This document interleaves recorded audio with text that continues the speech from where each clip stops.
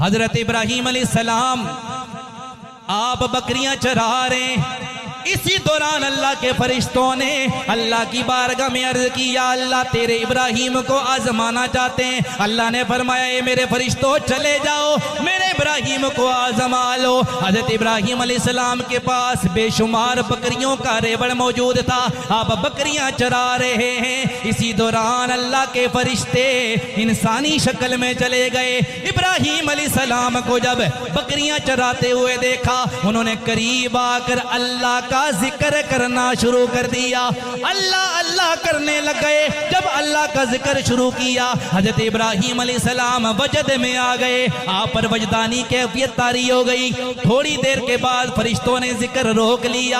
आपने फरमाया, अल्लाह के बंदो रोक क्यों लिया, जिक्र रोका क्यों है? वो कहने लगे, हमारा जो जिक्र था वो पूरा हो गया।